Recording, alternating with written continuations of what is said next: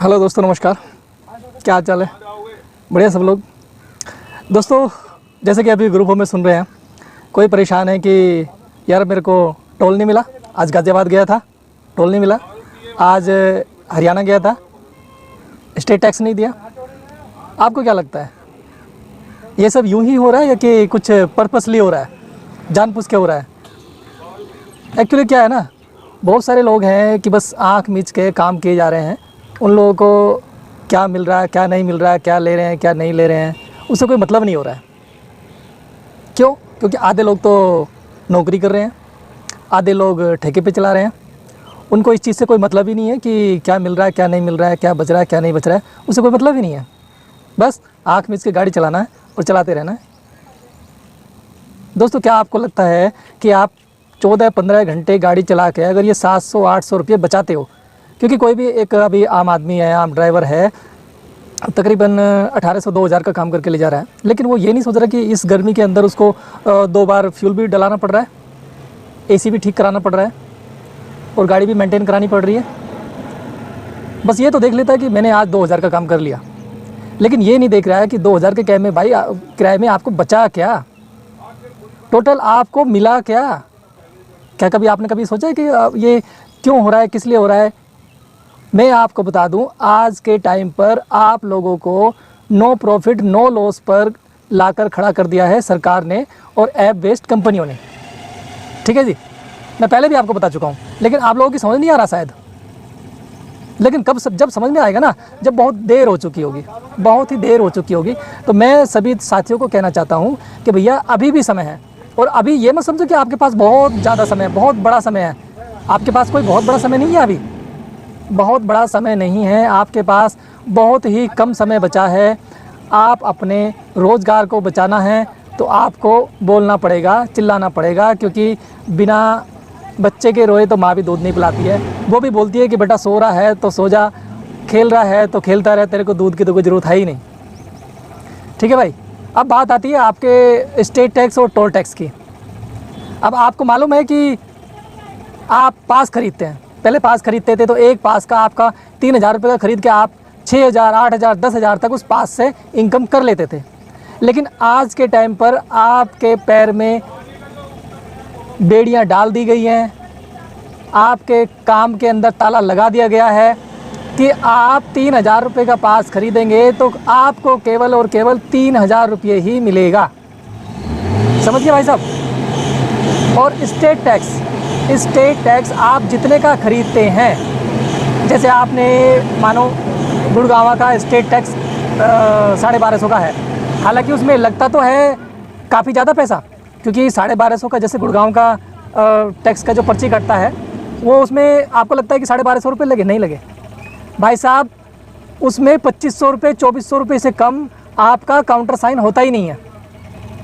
अगर आप खुद कराएंगे 1250 की पर्ची कटा के तो आपको कम से कम 2 दिन चक्कर कटाएगा, और अगर फाइल आपकी जमा भी हो गई तो आपको 1 हफ्ता चक्कर कटाएगा। इसीलिए सभी ड्राइवर सोचते हैं भाई साहब 1250 रुपये का चार्जेस है, फीस है, और 1200 रुपये अपने ले रहा है, तो भैया 24, 24.5 या 24-2500 के बीच में कर देते हैं वो जो एजेंट होते हैं। तो सभी ड्राइवर प्रेफर करते हैं कि भैया मेरे 1000-1200 फालतू जा रहे, जाने दो, कोई दिक्कत नहीं है, क्योंकि मेरे 5-6 दिन तो बच रहा है जो मेरे ख़राब होंगे। वो 5-6 दिन तो मेरे ख़राब नहीं होंगे।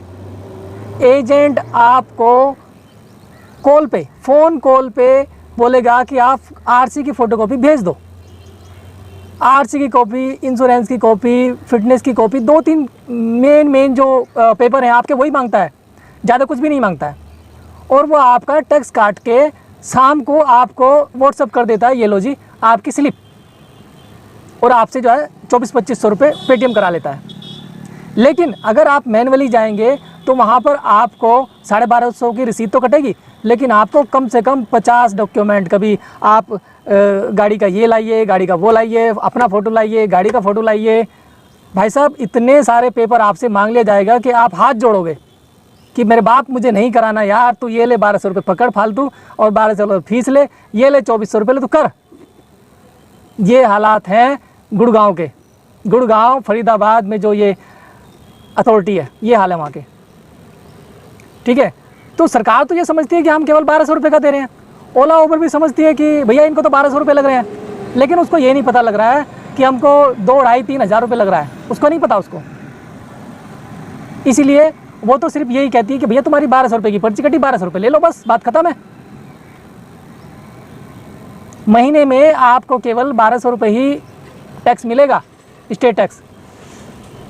बाकी हर दिन हर राइड ये कुछ नहीं है, जो पहले आप करते थे ना वो कुछ नहीं है, ख़त्म, आपके हाथ काट दिए। रोड टैक्स में आप नहीं कमा सकते, टोल टैक्स में आप नहीं कमा सकते, गाड़ी चला के किलोमीटर में आप नहीं कमा सकते, सर्ज में आप नहीं कमा सकते। तो भाई कमाओगे कैसे? ये कमा कौन रहा है भैया? ये कमा रही है कंपनी, जो आपकी ऐप बेस्ड कंपनी है। उसने सारा पता कर लिया, आपको कोई टोल टैक्स, कोई जो रोड टैक्स है, ये आपका जितना खर्च हुआ है, अठन्नी खर्च हुई, अठन्नी मिलेगा, उससे ज़्यादा आपको डबल ट्रिपल ये सब कुछ नहीं, सब बंद हो गया, सब बंद हो गया, सब बंद। बाकी जो बचा है आपका, आपके मन में ये है कि अभी भी, हालांकि सभी को पता है कि अब ये ट्रेड ख़त्म होने के कगार पे है और ख़त्म हो चुकी है, 99.9% ख़त्म हो गई है। आज के टाइम पे आप सिर्फ और सिर्फ दाल रोटी चला सकते हो, इससे ज़्यादा कुछ भी नहीं कर सकते। आपको सरकार ने और कंपनियों ने क्यों खड़ा कर दिया लाकर? नो प्रॉफिट नो लॉस पे, 0 पे आप खड़े हो। आपको अभी भी लग रहा है कि जो हम 1000-1200 रुपये कमा रहे, 2000 का काम कर रहे हैं, अगर आपने 700-800 रुपये गैस भरा दी तो आपको लग रहा है मुझे 1000-1200 बच रहे। नहीं भैया, नहीं बच रहे। वो 1000 रुपये का आपका शरीर कितना घिस रहा है भैया। आपकी अगर रीढ़ की हड्डी ख़राब हो गई है, बैठे बैठे लाखों करोड़ों रुपए आप लेके घूमते रहो, आपकी हड्डी ठीक नहीं हो सकती है। एक बार मेजर डिफेक्ट आ गया रीढ़ की हड्डी में, वो कभी नहीं ठीक हो सकती है। आपकी आँख खराब हो गई, आपकी आँख ठीक नहीं हो सकती है, कहाँ से लेके आओगे और कितना कीमती है? तब आपको पता चलेगा आपकी आँख कितनी कीमती है, आपकी नाक कितनी कीमती, मुँह कितना कीमती है, आपका हाथ कितना कीमती है, आपके पैर कितने कीमती हैं, आपके टांगे घुटने कितने कीमती है। आपको अभी पता नहीं चलेगा, आपको जब पता चलेगा जब आपको ये रिपेयर कराना होगा या फिर ये आपको ट्रांसप्लांट करना पड़ेगा, तब आपको पता चलेगा कितने करोड़ों रुपए का आप खर्च कर रहे हैं।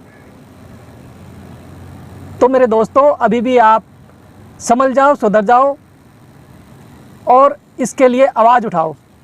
आपको मालूम है, एक गधे के ऊपर हम लोग बोझा डालते रहते बोझा, जब तक वो नहीं करता तब तक हम लोग डालते ही रहते हैं। जब वो बेचारा ऐसे ऐसे होने लग जाता है, आवाज़ करने लग जाता है, तो हम सोचते हैं भाई अब काफ़ी हो गया, अब रहने दो, नहीं तो ये मर जाएगा। लेकिन आप तो भैया रो भी नहीं रहे हो, गा भी नहीं रहे हो, भी नहीं कर रहे हो, कुछ भी नहीं कर रहे हो। आपके ऊपर सारे के सारे बोझे डालते जा रहे और आराम से सहते जा रहे हो। तो भाई कौन आपके ऊपर बोझे डालना बंद करेगा? अरे आप बोलोगे, बताओगे कि भैया बहुत बोझा हो गया, अब मेरे से नहीं उठता है, तभी तो बोझा डालना बंद होगा। आप तो कुछ बोल ही नहीं रहे हो। और ये भैया सरकार का फुलफिल प्लान है, ऐप बेस्ड कंपनी है, सरकार सबका मिला के फुलफिल प्लान है कि जो 5-6 साल पुरानी गाड़ियां हैं उनको बिल्कुल हटाना है, 101% हटाना है। उनकी जगह पर बैटरी गाड़ी लानी है और अगले 4-5-6 सालों में तो टोटल 100% ये सब बैटरी गाड़ी होने वाली है। इसीलिए आपको सीधे सीधे मना नहीं किया जा रहा है। सीधे सीधे तो मना कर भी नहीं सकते भाई, सरकार है, उसको भी वोट चाहिए होती है, कंपनी है, वो भी कंपनी अपने आप को मानती नहीं है, बोलती मैं तो बस ऐप हूँ। क्योंकि अगर वो कंपनी है बोलेगी अपने आप को मैं कंपनी हूँ, तो उसको कंपनी के रूल रेगुलेशन सारे फॉलो करने पड़ेंगे। और कंपनी के रूल रेगुलेशन आप जानते हो कि आपको एम्प्लॉय को मेडिकल भी देना होता है, एम्प्लॉय को छुट्टी भी देनी होती है, एम्प्लॉय को आपको सैटरडे संडे भी देना होता है। एम्प्लॉय आपको जो अगर उसको टूट गया, फूट गया, बुखार हो गया, मर गया, गिर गया, उसको बहुत सारे पैसे भी देने होते हैं, बहुत कुछ देना होता है। जो कंपनी होती है उसके बहुत सारे रूल रेगुलेशंस होते हैं और उसको फॉलो करने पड़ते हैं। लेकिन ये ऐप बेस्ड कंपनियाँ तो कहती हैं हम तो कंपनी नहीं है, हम तो कंपनी नहीं है, हम तो जस्ट एन ऐप है। जैसे कि आपके मोबाइल में बहुत सारी ऐप भरी पड़ी हैं, ऐसे हम भी एक ऐप है। आपका मन करा, आपने डाउनलोड करी, डॉक्यूमेंट अपलोड करे, चालू कर लिया, बस ठीक है। आप कोई हमारे कोई रिश्तेदार थोड़ी ना है भैया। आपके मोबाइल में 50 ऐप हैं, तो क्या सारे ऐप वाले आपके रिश्तेदार हैं क्या? नहीं है ना। तो ऐसे हम भी एक ऐप है। बस यही कह के ये लोग अपना पीछा छुड़ा लेते हैं, अपने हाथ खड़े कर देते हैं और फिर गवर्नमेंट भी कहती है यार ये तो ऐप है, तो फिर ये कंपनी के रूल रेगुलेशंस कहाँ से फॉलो करेगी? भाई कोई कंपनी में बंदा गिर जाता है, मर जाता है, तो उसको कंपनसेशन भी तो देना पड़ता है। अब अगर ये आप गाड़ी चला रहे हो, गाड़ी आपका एक्सीडेंट हो गया, आप मर गए, तो क्या आपको क्या मिलेगा? ये कुछ आपको कंपनसेशन देगी? नहीं देगी। क्यों नहीं देगी? क्योंकि ये कंपनी नहीं है, ओनली एक ऐप है। अगर ये ऐप होती, अगर ये कंपनी होती ना, तो इसके ऊपर केस करके भी आप कंपनसेशन ले सकते थे। जैसे कोई भी कंपनी में आप काम कर रहे हो, फिटर हो, टर्नर हो, आप ऊपर से गिर गए, आपके हाथ पैर टूट गए, आप मर गए, तो आप कंपनी पे केस करो, ठेकेदार पे केस करो, आपको पैसा मिलेगा, और मिलता है।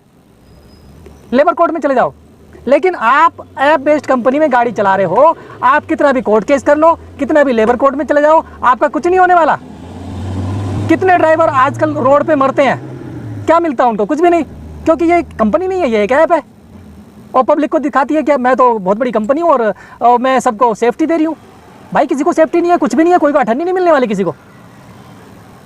तो मेरे भाइयों जागो, जागो ग्राहक जागो। आप 24 घंटे जिसके लिए अपना खून पसीना एक कर रहे हो, आपने अपना शरीर भी नहीं देख रहे हो कि आप जियोगे मरोगे। 24 घंटे आप गाड़ी में पड़े रहते हो, बस मोबाइल को देखना, ड्यूटी आई उठाए चल दिए, क्या मिल रहा क्या नहीं मिल रहा, आपकी क्या वैल्यू है, बिल्कुल ख़त्म है। यार कुछ तो रोटी खाते हो, कुछ तो दिमाग होगा आप लोगों के अंदर। भाई साहब आवाज़ उठाओ और आपको पूरी चीज़ें मिलेंगी।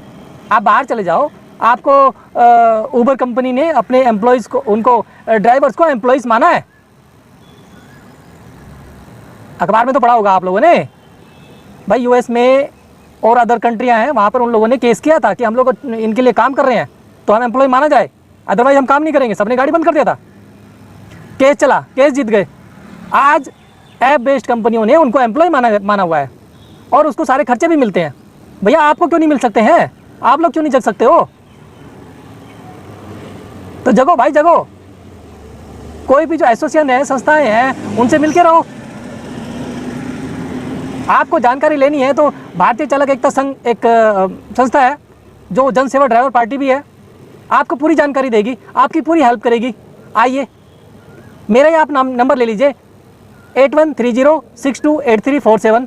आप कॉल कर लेना, हम आपको एड्रेस भी बता देंगे। आइए, मिलिए, बात कीजिए और यूनियन को स्ट्रॉन्ग बनाइए और फिर आप लड़िए। आपको सब कुछ मिलेगा, लेकिन मिलेगा तभी जब आप लोग लड़ोगे। आपको घर बैठे कुछ नहीं मिल सकता है, ना किसी को आज तक मिला है घर बैठकर। और आप समझ लो, जो भी भाई ओला, ये जो आप ऐप बेस्ड कंपनी जो चला रहे हैं, बहुत ही जल्द ये जो कैरियर है वो ख़त्म होने वाला है। और ख़त्म होने से पहले बहुत सारी स्कीम्स हैं भारतीय चालक एकता संघ के साथ। उसके पास बहुत सारी स्कीम है जो आपका भविष्य बना सकती हैं और आपका जो ये कैरियर डूबने वाला है, इसको भी एक नई दिशा दे सकते हैं।